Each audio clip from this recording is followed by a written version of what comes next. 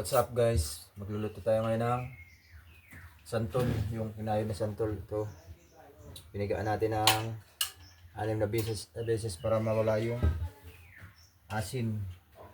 Igataan natin. Ito yung pangalawang gata. Ito yung unang gata. Ang sasawag natin ay pritong galunggong. Tapos may tanglad or salay. Sibuyas, luya. Ayun lang. Buhusan natin yung pangalawang gata.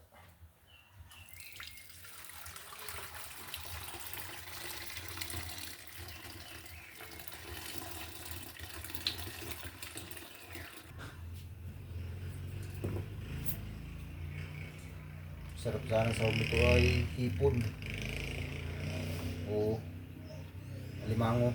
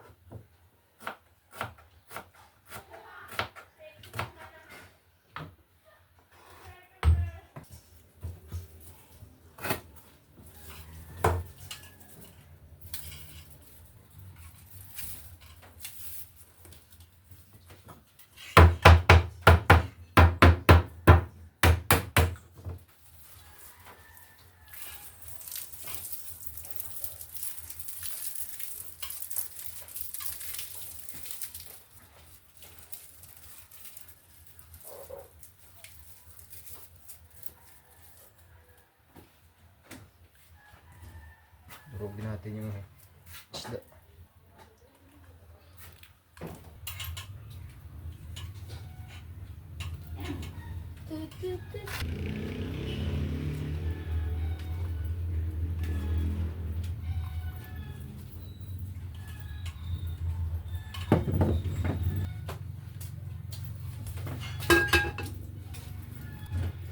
Saklang na natin.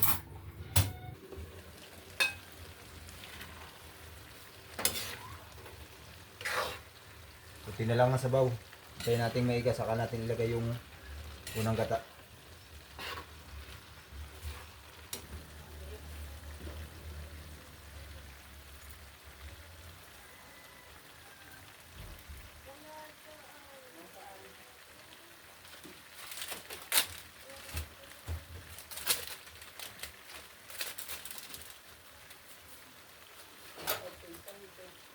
Ayan, tinanggin sa mix.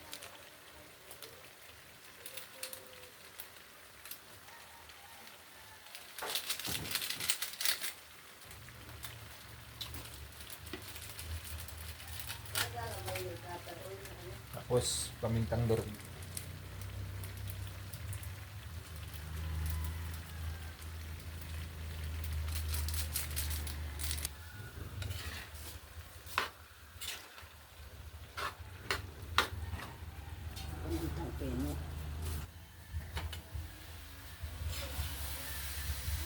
Yan na guys, lagay na natin yung lagay na natin yung unang gata.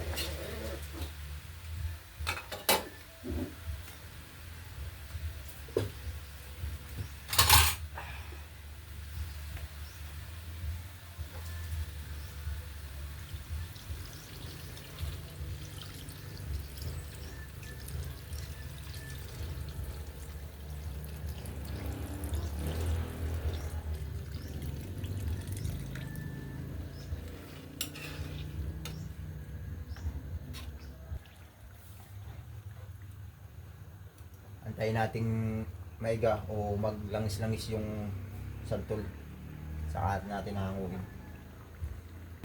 Kunti na lang ang sabaw. Mga 30 minutes. Pwede na to.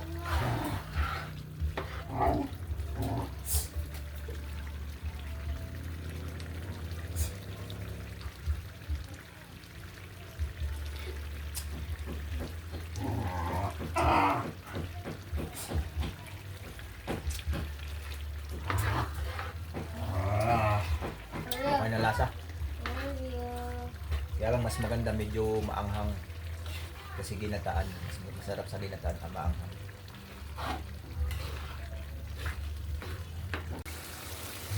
Ayun o.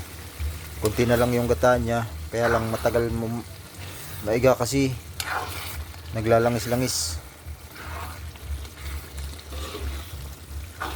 Yan ang tinatawag na sinantol dito sa amin. Iwan ko lang sa iba kung anong tawag nito. Yung santol ba na kinayod, yung bunga na santol. Yan. Kunti na lang. Ayan, medyo mapula-pula na yung kulay ng sinantol. Malapit na itong maluto.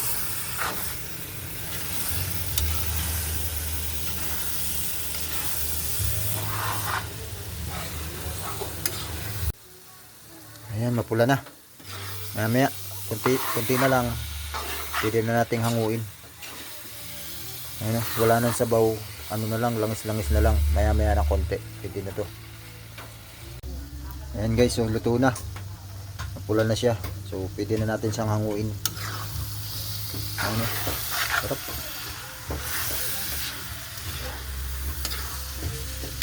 Yes.